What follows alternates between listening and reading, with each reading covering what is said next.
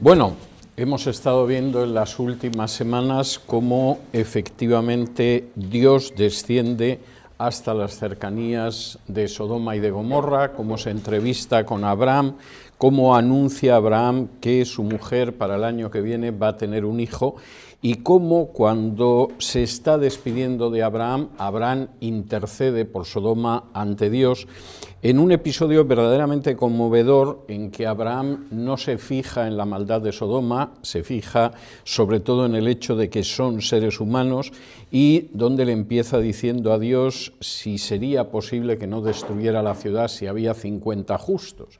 Y Dios le va concediendo efectivamente cada vez un número menor de personas para no destruir la ciudad, para salvar la ciudad, hasta que llegan hasta 10, y finalmente Dios le dice que si hubiera 10 justos no destruiría a Sodoma y Gomorra. Verdaderamente muy interesante, muy importante y muy aleccionadora la conducta de Abraham, porque Abraham no es de estos que por lo visto se dedican a administrar la manera en que Dios tiene que exterminar seres humanos, que hay gente que le gusta. Hay que reconocer que la idea de en un momento determinado ayudar a Dios a esparcir el juicio y a exterminar poblaciones enteras, hay gente que parece que les excita como si estuvieran consumiendo droga. Esa es la realidad. Desde luego no era el caso de Abraham. En el caso de Abraham lo que hay es la idea de por 50 no perdonarás a la ciudad, por 45, por 40, hasta que llega a los 10. Y ahí se quedaba el relato al final del capítulo 18 de Génesis, y finalmente los dos ángeles llegan a Sodoma y llegan a la caída de la tarde. Cada detalle del relato tiene su relevancia. Voy a intentar no extenderme demasiado, pero vamos a detenernos en cada detalle porque cada detalle es importante. Es la caída de la tarde y Lot no está en su casa, está sentado a la puerta de la ciudad.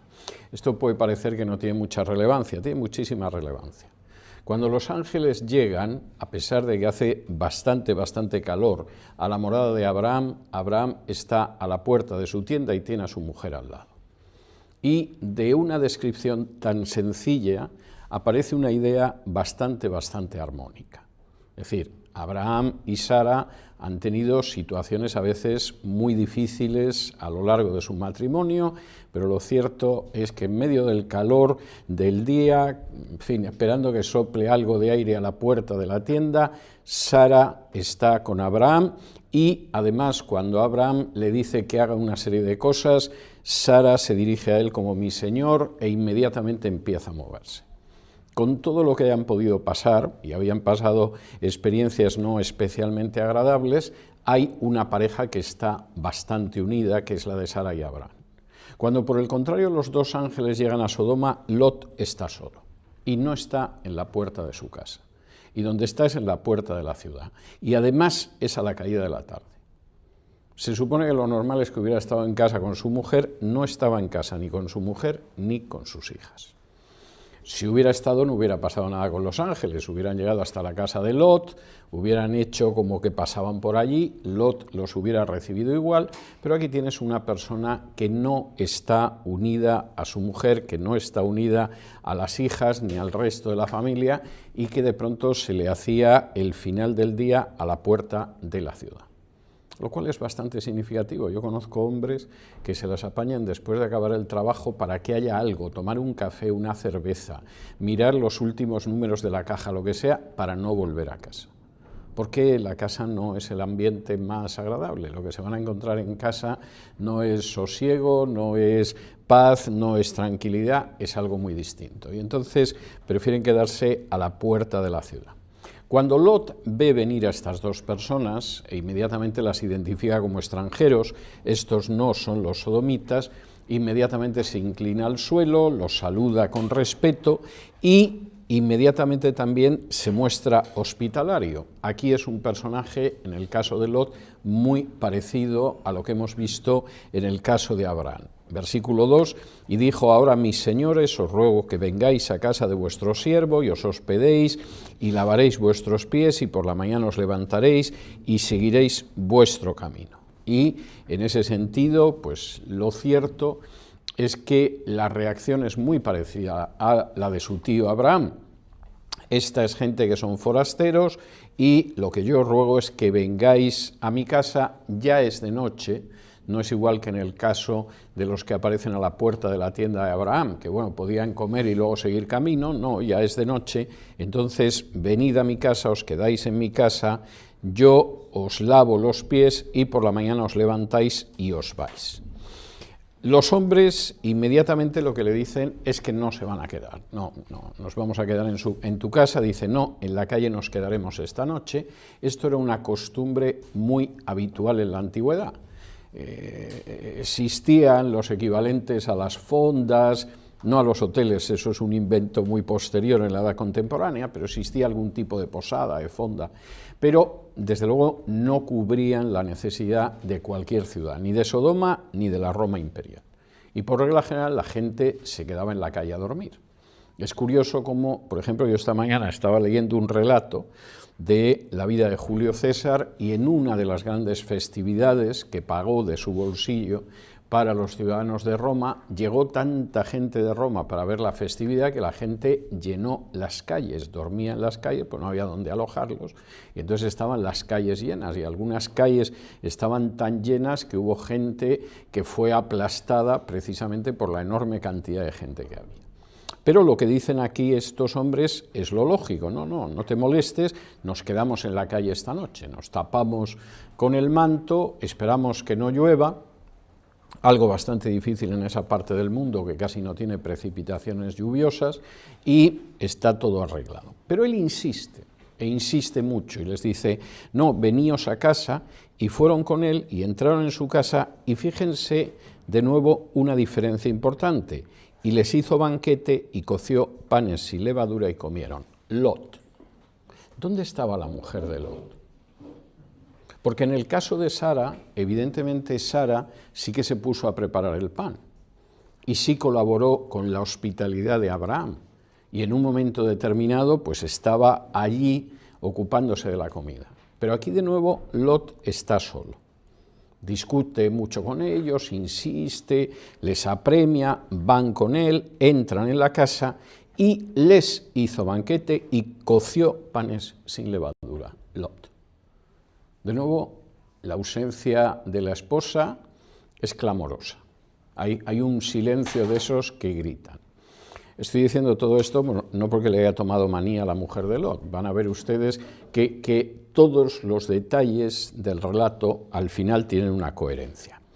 Y en el momento en que, bueno, pues han comido, Lot los ha servido, Lot ha estado a la altura de lo que es la hospitalidad, en ese momento se produce la crisis de la situación. Versículo 4. Pero antes que se acostasen, rodearon la casa los hombres de la ciudad, los varones de Sodoma, todo el pueblo junto, desde el más joven hasta el más viejo. Y llamaron a Lot y le dijeron, ¿dónde están los varones que vinieron a ti esta noche? Sácalos para que los conozcamos.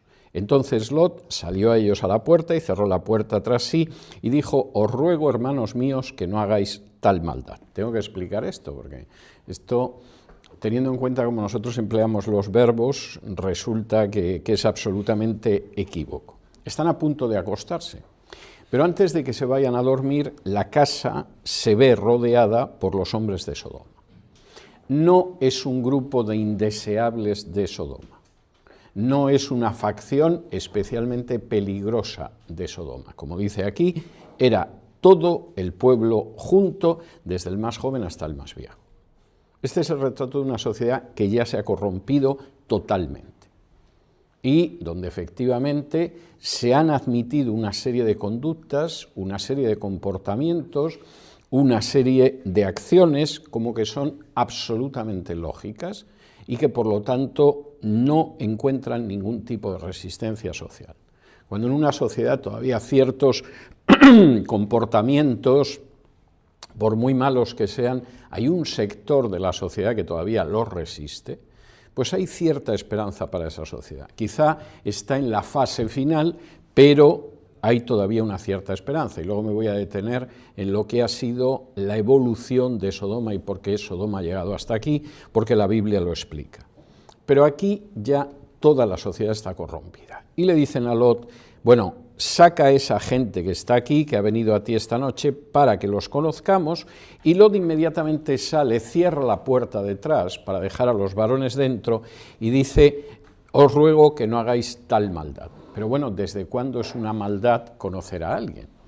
Es decir, llega alguien a casa de alguno de ustedes, viene el vecino y dice, acabo de ver que ha llegado alguien en coche, ¿le importaría que lo conociera, que salga? Y nadie se pondría histérico como Lot diciendo lo que vamos a ver a continuación, sino que encontraría que quizá el vecino es un poco indiscreto y un poco cotilla, pero tampoco es algo malo lo que está diciendo. Pero es que el término conocer tiene un sentido sexual, sobre todo en el libro de Génesis.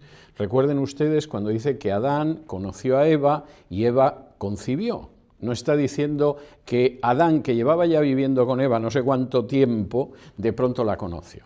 Habla de que tuvo relaciones sexuales con ella. Y lo que estos hombres están pidiendo es sácalos, que nos vamos a acostar con ellos, los vamos a violar. Esa gente que hemos visto que ha entrado en tu casa, bueno, parece apetecible, por lo menos es carne fresca, es gente que no conocemos, sácalos para que nos acostemos con ellos. Y la reacción de Lot es tremenda, como dice aquí, versículo 8, entonces Lot salió a ellos a la puerta y cerró la puerta tras sí, dijo, os ruego, hermanos, que no hagáis tal maldad, he aquí, ahora yo tengo 2 hijas que no han conocido varón, os las sacaré fuera y haced de ellas como bien os pareciere, solamente que a estos varones no hagáis nada, pues vinieron a la sombra de mi teja. La opción de Lot es escalofriante, aparte de que es mentira, dice que las hijas eran vírgenes, cuando lo cierto es que las hijas estaban casadas. Luego se habla precisamente de los yernos de Lot. Pero la reacción de Lot es tremenda. Esta gente quiere violar a unos huéspedes míos. Esto es intolerable. Si realmente aquí no hay manera de que no sea alguien violado, prefiero que violéis a mis hijas a que violéis a estos huéspedes que no han hecho nada a nadie.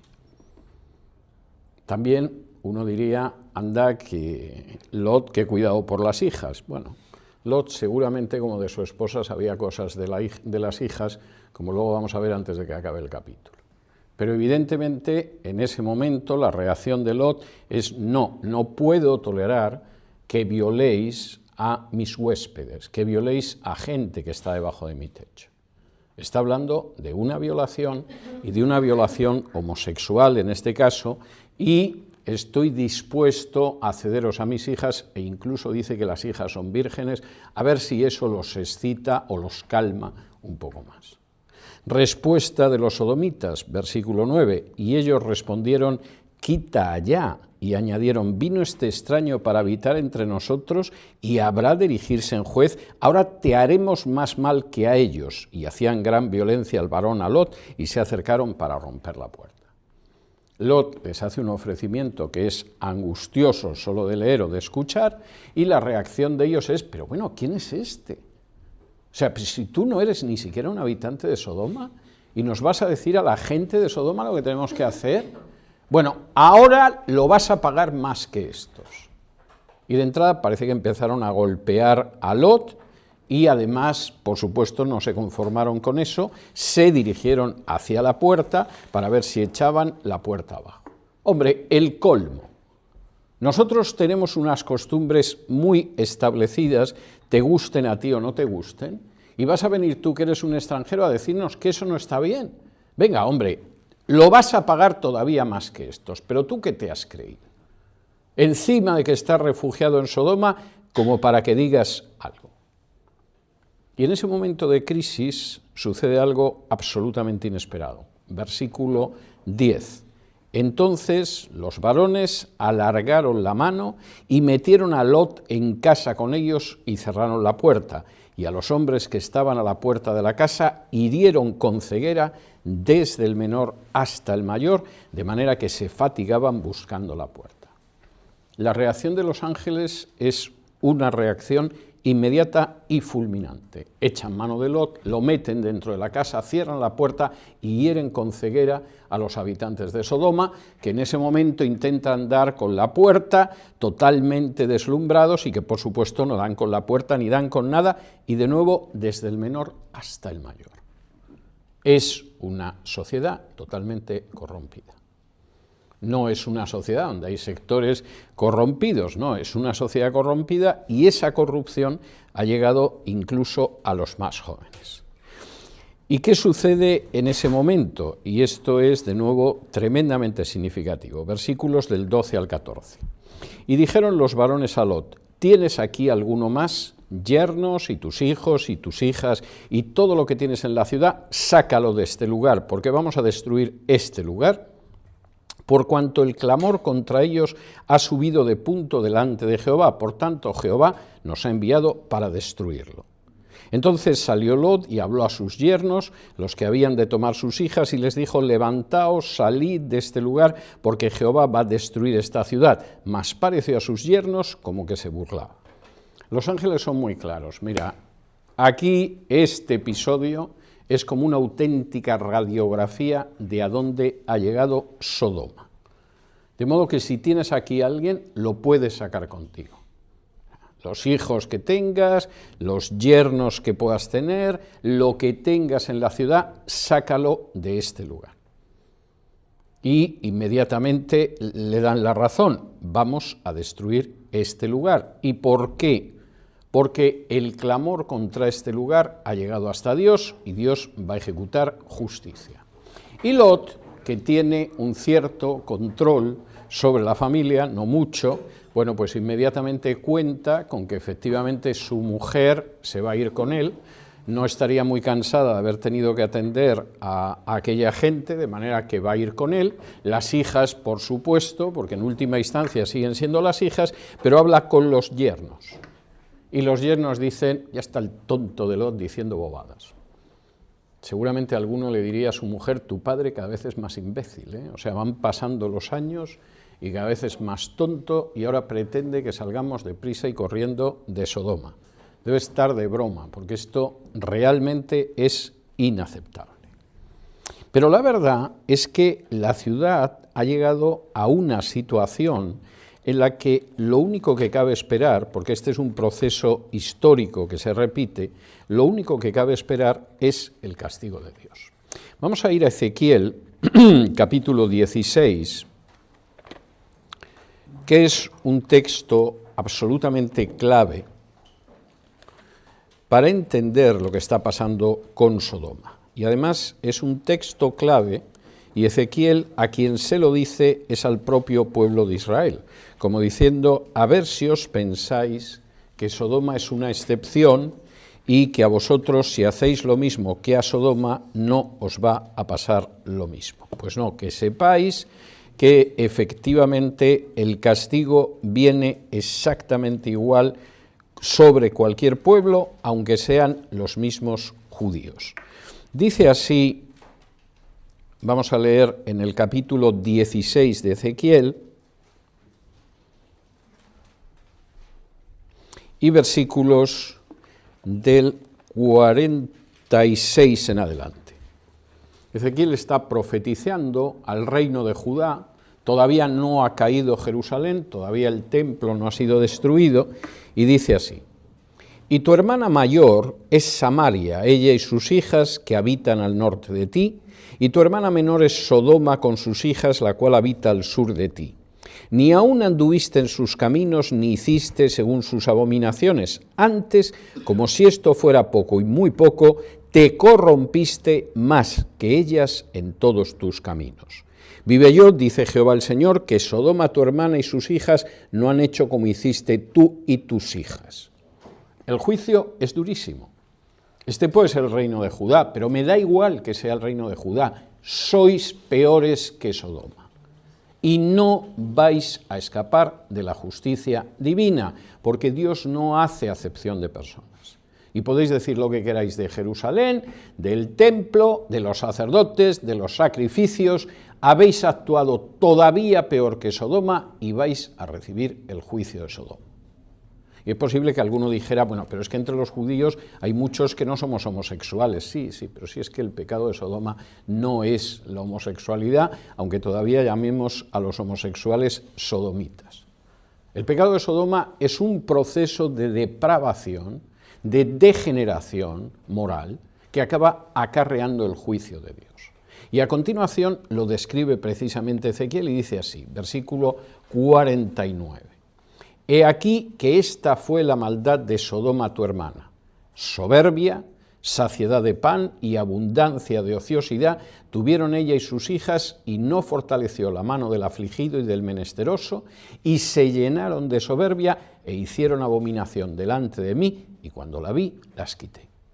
El pecado de Sodoma es una escalera de descenso moral. Y fíjense en los escalones porque son muy importantes. El primero es la soberbia. De pronto, esa sociedad ya no cree que tiene que regirse por leyes morales. Se rige por sus leyes morales. Cuando en una sociedad de pronto los habitantes no respetan las leyes morales, sino que se rigen por lo que ellos piensan, cuando sus gobernantes no respetan las leyes morales, sino que hacen aquello que les parece útil, esa ciudad ha descendido el primer peldaño de la maldad de Sodoma. Segundo, saciedad de pan. Y uno diría, pero ¿desde cuándo el que sobre el pan es malo? No, el que sobre el pan no es que sea malo. El problema es cuando esa sociedad, después de que ha establecido que lo que ellos decidan es lo que está bien, no lo que es la ley de Dios, el siguiente aspecto es la enorme importancia que le dan a lo material. Lo primero es lo material. Mientras nos llenemos el estómago, si es posible llenemos la casa de electrodomésticos también, efectivamente no tenemos que buscar nada más. Lo más importante, la primera prioridad, es lo material. No es la familia, no es Dios, no es hacer el bien al prójimo, es lo material, hartarnos de pan. Hoy en día, además de muchos más aparatos. Y cuando una sociedad, después de que decide lo que está bien y lo que está mal, decide que lo siguiente es que lo material es lo más importante, ha descendido otro peldaño. Porque, precisamente para conseguir lo material, va a sacrificar a cualquiera. Y además lo va a hacer pensando que es lo que tiene que hacer. Tercer aspecto, y de nuevo es tremendo, abundancia de ociosidad. Hombre, ¿desde cuándo tener abundancia de tiempo libre es malo? Lo es cuando tú llegas a la conclusión de que el tiempo es solo para ti. Y ese es el tercer paso de descenso. Primero, yo decido lo que está bien y lo que está mal. A mí no me lo dice Dios, ni me lo dice ninguna ley moral ni cosa parecida. Segundo, lo material está antes de cualquier cosa. Y mientras yo tenga el estómago lleno, el resto no tiene importancia. Es más, todo tiene que confluir para que yo tenga el estómago lleno. Tercero, no solo es lo material, mi tiempo es mío. Yo quiero abundancia de ociosidad para mí. Vivimos en una sociedad que nunca ha tenido más aparatos para tener tiempo libre y que nunca ha tenido menos tiempo libre que ahora. Yo no sé cómo mi abuela y mi madre se las apañaban, que no sabían ni lo que era una plancha eléctrica, sino que tenían unas planchas de metal que se calentaban para planchar y que no conocían lo que era una lavadora automática para tener más tiempo libre que la gente ahora que tiene la casa llena de aparatos y no tiene tiempo para nada. Y como no tiene tiempo para nada y quisiera tener tiempo, lo que hace es que le molesta a la gente que le ocupa el tiempo. No les permiten de alguna manera vivir como ellos quisieran su tiempo. Y entonces, ¿qué viene a continuación? Que no fortalecen la mano del afligido y del menesteroso, porque estorban. Porque si yo quiero tener en primer lugar lo material y después disponer totalmente de mi tiempo, la gente que está necesitada me estorba, me quitáis tiempo. Yo quiero tener un tiempo tranquilo, aunque sea para no hacer nada, para estar tumbado en el sofá. Y si hay gente que tiene necesidad y que está afligida y que sufre y que es menesterosa, aunque sean mis parientes, me estorban, me molestan. Y esa sociedad efectivamente puede arrojar a los extremos de la sociedad a los que molestan. Los viejos son molestos. Ya han contribuido lo que tenían que contribuir, están de más en este mundo. Como ha llegado a decir la que era presidenta del Banco Central Europeo, es que viven demasiado. Ella es una vieja asquerosa, que además gana un salario terrible, pero por lo visto ella tiene derecho a tener más de 100 años, el resto no. Son el resto los que viven demasiado. Y, por supuesto, los niños no nacidos estorban. De pronto vas a tener un niño y el niño te va a cambiar la vida, porque los niños, como sabe cualquier padre, cuando nacen te cambian la vida, no dispones de tu tiempo igual, aborta. ¿Para qué vas a tener a un niño que te va a molestar en esta vida? Deshazte del viejo, si le haces un favor. Porque los viejos, a medida que van pasando los años, nos encontramos más incómodos. De pronto a lo mejor nos duele la rodilla cuando va a llover, tenemos el paso menos firme, nos cansamos si tenemos que subir escaleras. Pues que nos saquen de este mundo, nos hacen realmente un favor a todos. Y eso se puede ir ampliando a otro tipo de gente, enfermos crónicos. Por favor, son un gasto terrible para la sociedad los enfermos crónicos y tenemos que pagarles las medicinas. Si tenemos que pagar las medicinas a los enfermos crónicos, ¿cómo nos vamos a gastar 1.000 millones de dólares diarios en la guerra de Irán? Es imposible. Acabemos antes con los enfermos crónicos. Porque con tanto enfermo crónico no podemos bombardear el otro extremo del mundo. Acabemos con ellos. Los que son ignorantes, analfabetos, ¿para qué les vamos a dar una educación? ¿Para que piensen y creen problemas? No, no lo hagamos. Y así podemos ir añadiendo todo tipo de personas. Arrojémoslos a las cunetas. Desentendámonos de ellos, son un estorbo. Enfrentémoslos entre ellos. Que los enfermos se enfaden con los viejos. Y digan, claro, por culpa de los viejos yo no puedo tener la medicación que tengo. Porque si no hubiera tanto viejo al que hay que atender, a mí me pagarían las medicinas. Enfrentemos a los que no pueden pagar estudios con los enfermos. Claro, si no hubiera que atender a tanto enfermo y se murieran de una manera decente, yo no tendría luego una deuda universitaria que arrastro durante años. Enfrentemos a unos con otros. Y cuando la sociedad ha llegado a ese punto, ha descendido otro punto más. Y a continuación viene uno más. Hasta ahora, soberbiamente, hemos decidido lo que está bien y lo que está mal.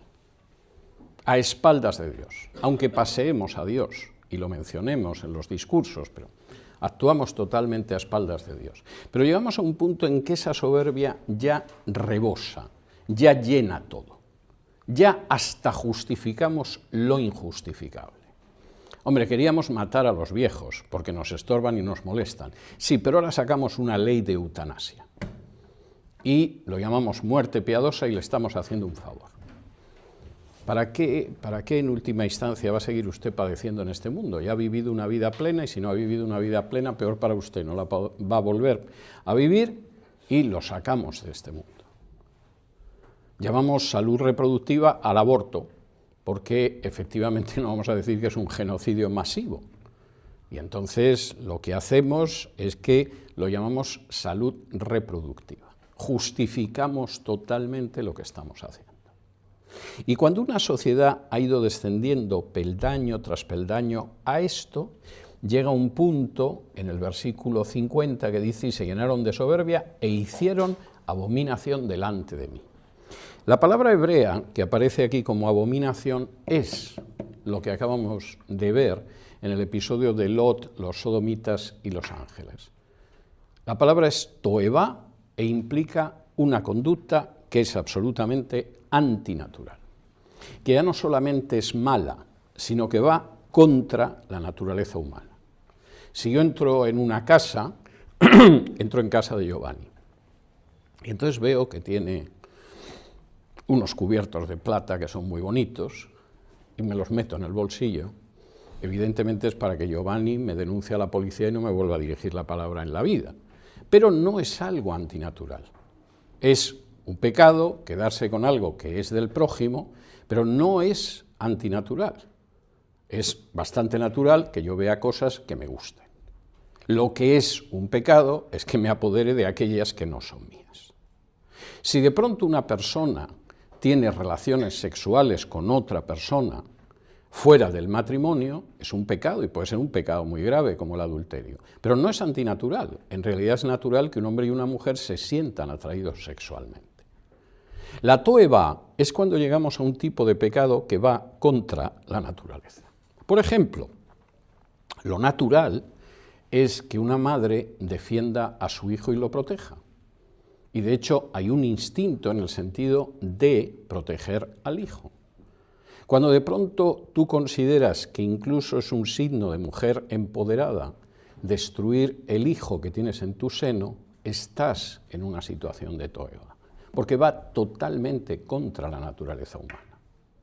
Cuando tú en un momento determinado decides que deseas mantener relaciones sexuales con alguien que no es de tu sexo o que es un animal, es una situación de toeba, porque estás actuando en contra de la naturaleza humana. Y hay pecados que evidentemente son pecados, pero no implican torcer la naturaleza del ser humano. Es encauzar mal la naturaleza del ser humano. Pero hay otros que van en contra de la naturaleza misma del ser humano. ¿Y qué sucede cuando una sociedad llega a la toeba? Pues fíjense lo que dice aquí este versículo 50. Y se llenaron de soberbia e hicieron abominación delante de mí, y cuando lo vi, las quité. Y la lección que tenía que aprender el reino de Judá, aquí era la misma. Hubo un momento en que el reino de Israel al norte fue descendiendo cada uno de estos peldaños. Cuando llegaron a la toeba, destruí el reino de Israel. No pensé, como son hijos de Abraham, que hagan las abominaciones que quieran, que son mi pueblo, el que los bendiga será bendito. Lo borré de la faz de la tierra, porque habían llegado a la toeba. Y había precedentes, no podían decir que no estaban advertidos, porque cuando pasó eso con Sodoma, hice lo mismo, yo soy el Dios justo. Y si se fijan ustedes, y esto es tremendo, cuando los ángeles están hablando de ese juicio de Dios, el nombre de Dios que utilizan es Jehová, lo cual es muy significativo porque es el nombre del Dios del pacto y el nombre del Dios de la misericordia. Pero es que Dios, porque es el Dios del pacto, por supuesto que ejecuta juicio cuando en Sodoma no quedan ni siquiera 10 justos. De manera que a esta situación hemos llegado, Lot. Aquí es que no faltaba nadie, vamos, parece que tocaron el timbre y acudieron todos a tu casa. Y esto se acabó.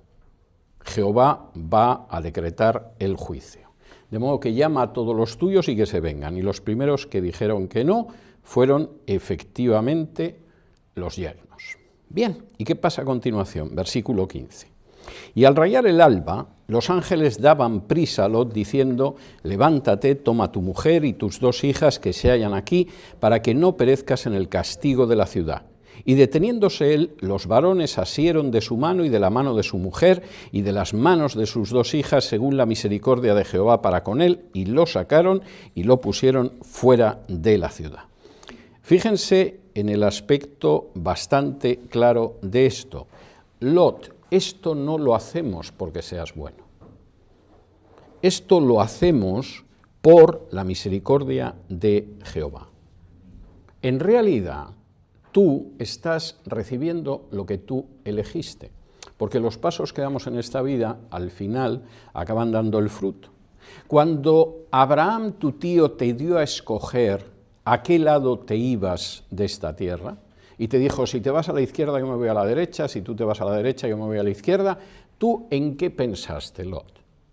En que esta era una ciudad económicamente muy tentadora, en que tenía una huerta muy fértil, en que uno lo miraba junto con el resto de la tierra y decía: eso es lo mejor, y no pensaste en nada más, ni en que tenías hijas, ni en que tenías una mujer. Tú pensaste en lo bien que te iba a ir en Sodoma. Bueno, pues ahora mira lo que hay.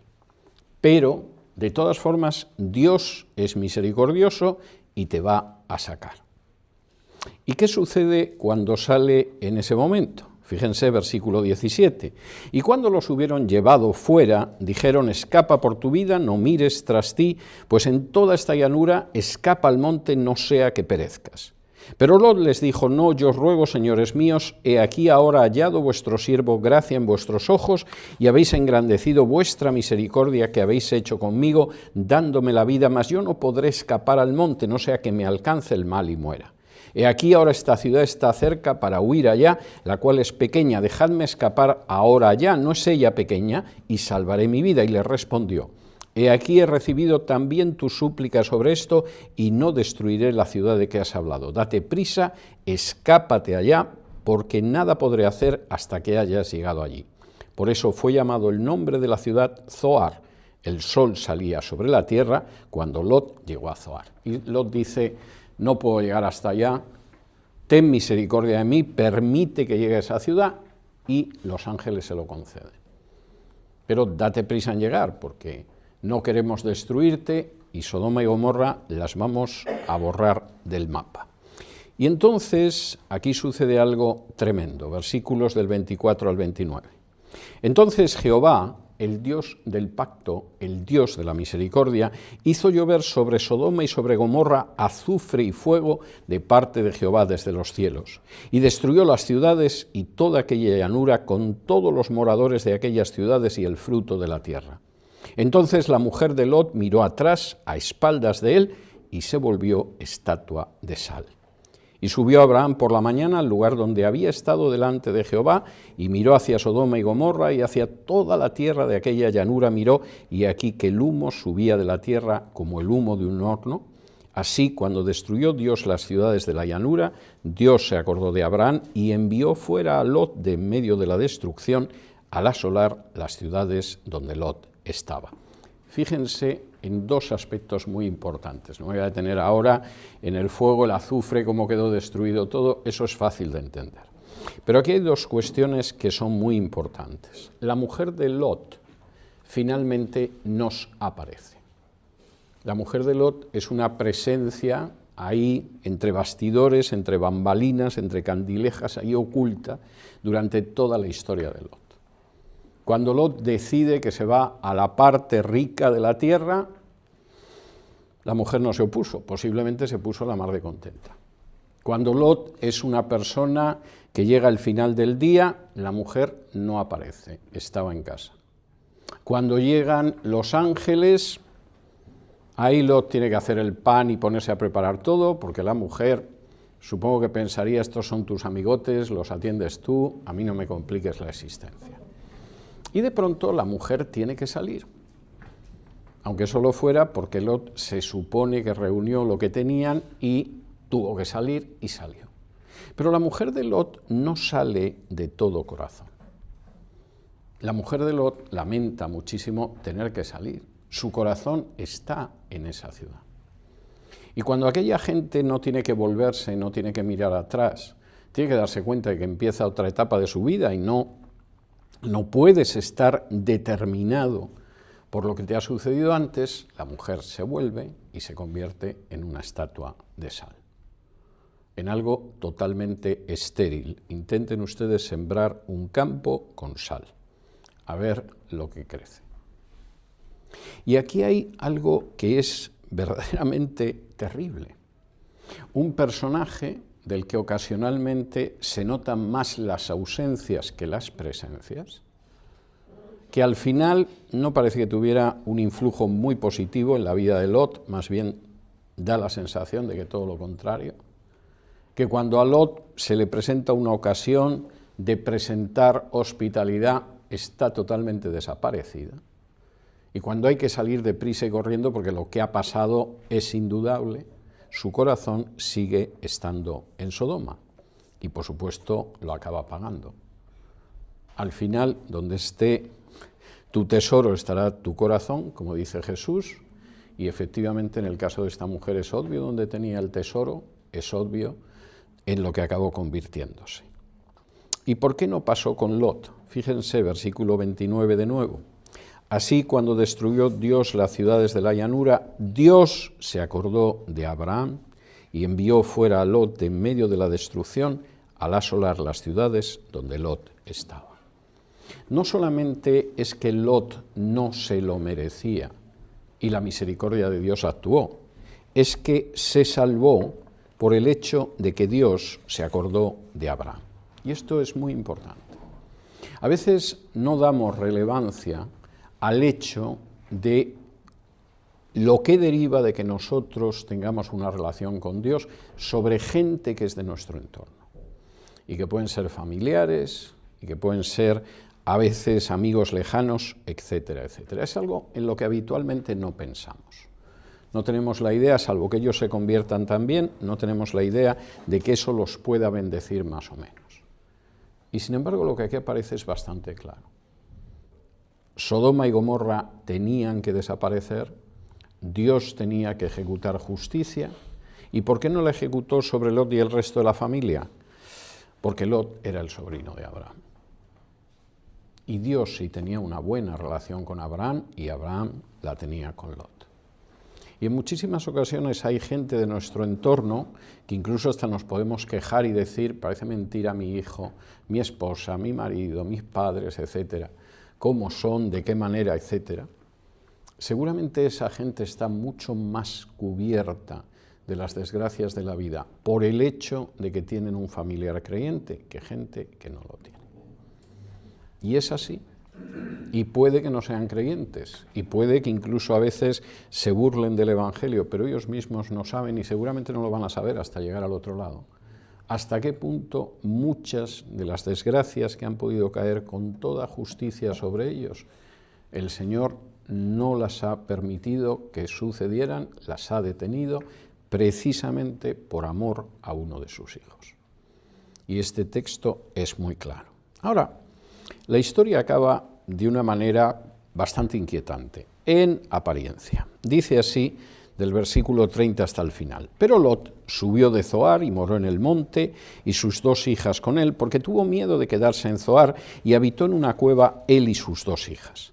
Entonces la mayor dijo a la menor, nuestro padre es viejo, no queda varón en la tierra que entre a nosotras conforme a la costumbre de toda la tierra, ven, demos de beber vino a nuestro padre y durmamos con él y conservaremos de nuestro padre descendencia.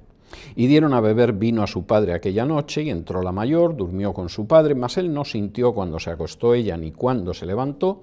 El día siguiente dijo la mayor a la menor, he aquí yo dormí la noche pasada con mi padre, démosle a beber vino también esta noche, y entra y duerme con él, para que conservemos de nuestro padre descendencia. Y dieron a beber vino a su padre también aquella noche, y se levantó la menor, y durmió con él, pero él no echó de ver cuándo se acostó ella ni cuándo se levantó. Y las 2 hijas de Lot concibieron de su padre, y dio a luz la mayor un hijo, y llamó su nombre Moab, el cual es padre de los moabitas hasta hoy. La menor también dio a luz un hijo, y llamó su nombre Ben-Amí, el cual es padre de los amonitas hasta hoy. Lot llega a Zoar. No sabemos muy bien el panorama que vio, lo que pudo pensar, pero el caso es que Lot consideró más prudente, como dice aquí el versículo 30, quedarse en una cueva. Posiblemente pensaba que en la cueva estaba más protegido, si no tenía gente alrededor, pero al final podemos cambiar de sitio, se puede cambiar de sitio, pero en muchos casos la gente que de pronto se sorprende porque cambia de sitio y sigue teniendo los mismos problemas, es porque no se da cuenta de que el corazón es esencial para no tener ciertos problemas. Hombre, si tienes unos problemas terribles de pulmones y te vas a vivir a Arizona, pues se supone que va a mejorar tu respiración. Pero hay una serie de problemas psicológicos y espirituales que llevas contigo. Y el que te vayas de una ciudad a otra, en muchos casos, no mejora en absoluto la situación, la deja igual.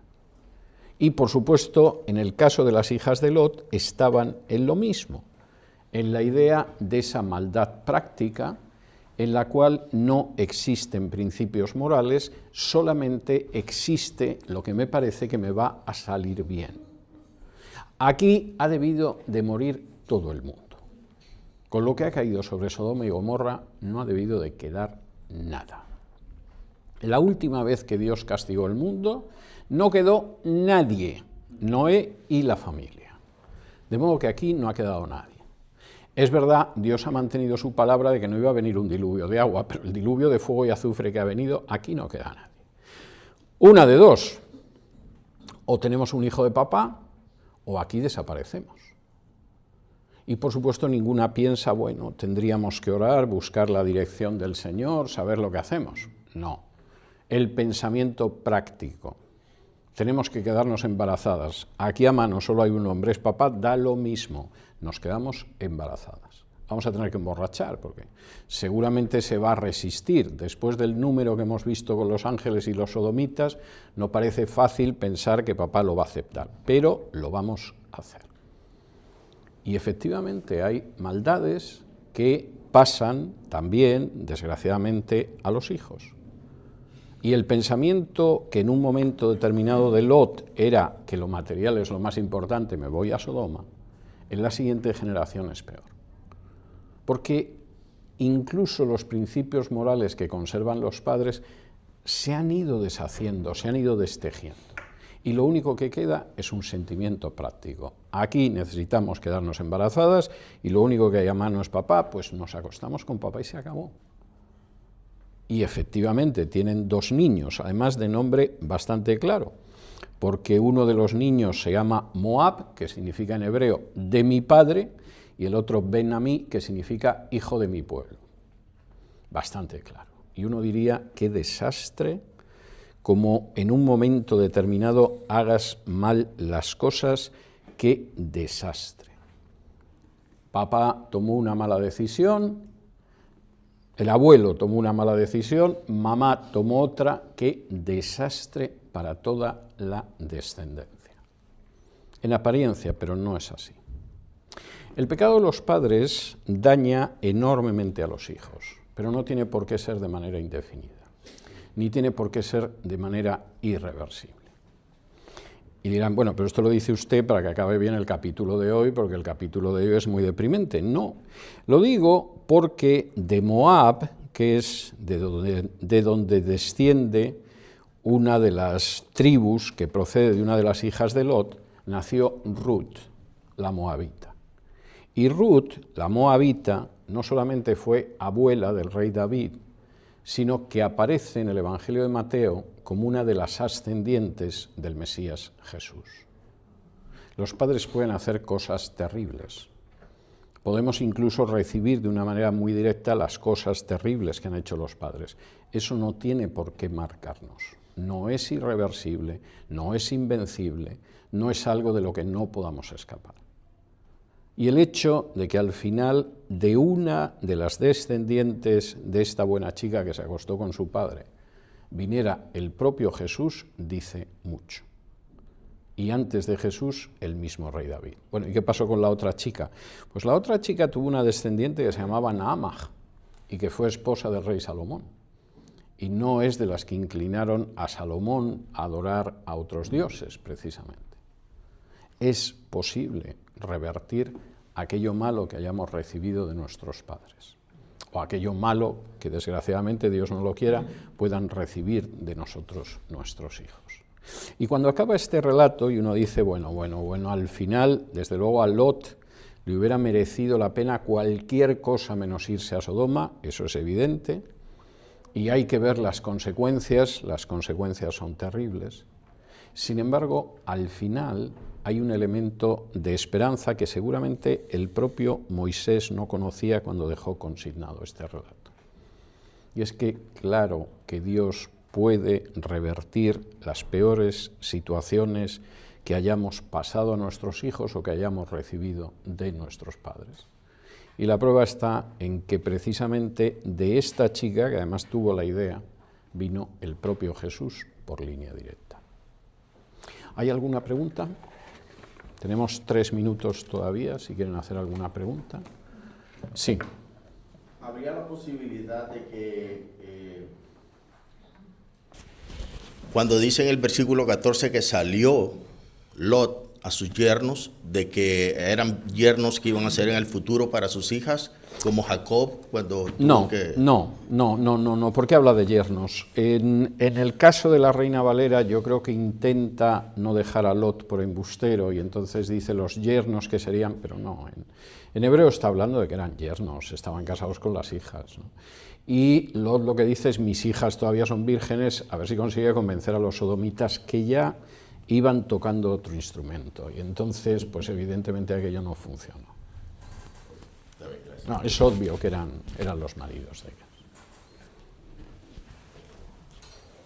Bien, si no hay más preguntas, nos vemos en el estudio de Primera de Juan. Hoy empezamos Primera de Juan.